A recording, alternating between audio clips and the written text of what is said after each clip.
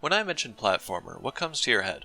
Perhaps the classics, like any Mario or Sonic titles, or new generation games like Cuphead or even A Hat in Time. While all fun and unique in their own right, all of these games share a similar issue, that being a lack of substantial story. Enter Celeste, a unique platformer where story sits in the driver's seat and gameplay follows suit. What is it that makes Celeste so special? Allow me to share with you a simple story about a girl climbing a mountain and how it revolutionized the genre.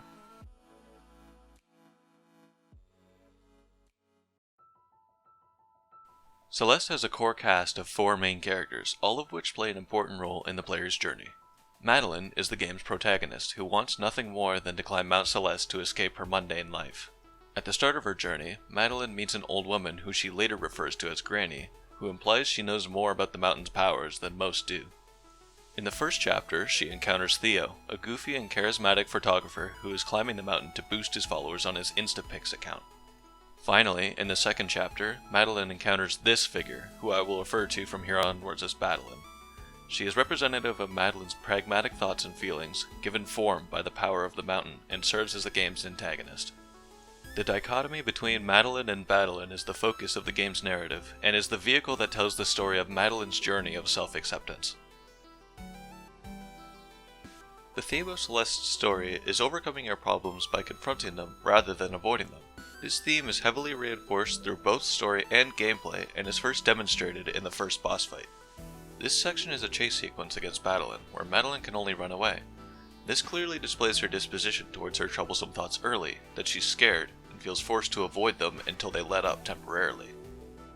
However, Madeline never leaves Madeline's side and continues to sabotage her climb while Madeline remains trapped in her naive mindset. This is reinforced further as Granny later states that the mountain can only bring out what is in you, and the mountain shows you who you really are, whether you're ready for it or not. All this on top of mentioning she's lived at the mountain for a long time, further implying her having experience with its powers. The next act focuses on Madeline developing a relationship with Theo, and how it helps her through her struggles. This begins with the two meeting on a gondola ride to cross the large chasm at the end of the 4th chapter.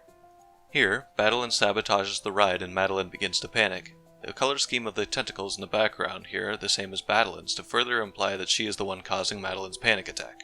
As Madeline lashes out at Theo, he helps her to calm down. He teaches her a clever breathing exercise that the player must actually perform during the cutscene. This scene further attaches Madeline to the player as the scene calms down around them while the player keeps the feather afloat. At this point, Theo begins to highlight the importance of relationships when overcoming one's problems. This secondary message is further expanded upon in the next area. The next chapter takes place in an ancient temple that amplifies the mountain's powers. This is the first time Madeline confronts her fears directly as she enters to save Theo when he gets trapped inside. Her fears are exacerbated in the second half when she is transported into a horrifying reflection of the temple, but is forced to continue forward, as evidenced by nearly every room slamming doors behind the player. The last section reiterates through gameplay the importance of others when overcoming one's problems, as the platforming puzzles require use of Theo and Madeline working together to escape the rooms and would be impossible to solve with only one of them. After the Mirror Temple is a break where Theo and Madeline talk and the player can choose to learn more about both characters. After opening up to Theo, Madeline displays a radiant confidence not before seen in her, which is reflected in a dream sequence shortly after. Here, Madeline is able to fly into the Northern Lights to confront Madeline directly. With climactic music growing louder in the turning point and Madeline's character, the player expects Madeline to win against her inner demons, resulting in this.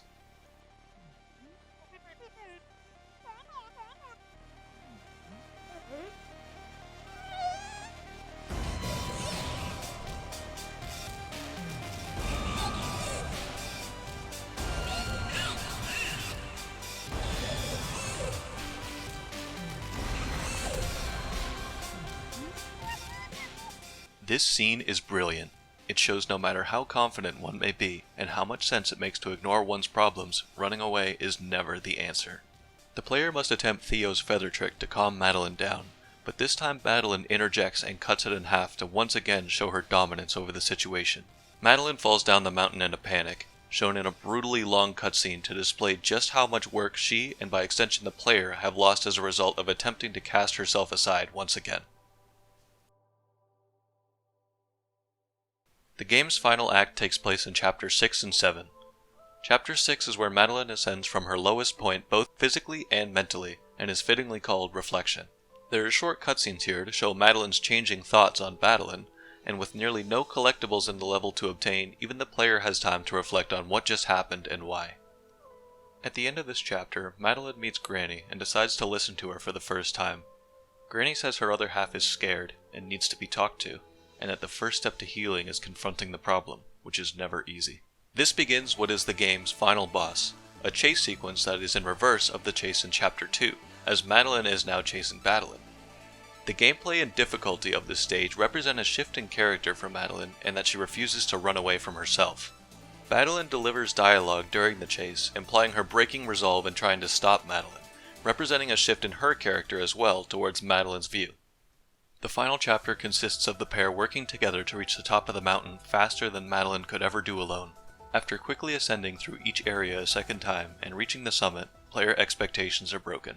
The top of the magical mountain that gave Madeline form is nothing special, just a flagpole.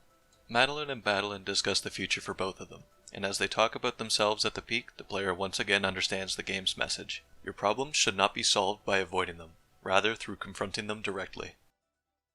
Celeste's strongest element is the antagonist, Madeline. She truly represents Madeline's realist thoughts in a mature and candid way. This is shown by initially telling her the climb is impossible and attempting to sabotage her from ascending. But as the story progresses, it shows she is actually scared for both of them. Her motives are both well displayed through dialogue and reflected in gameplay through the two chase sequences. Celeste's weakest element is its difficulty. As such, players will likely either put the game down too often to fully experience the story, or they will drop it entirely due to the game's dramatic difficulty. This implies that at best, most players will experience a staggered and inconsistent pace of story delivery. Future game developers can learn many things from Celeste. First being, incorporate narrative into game mechanics.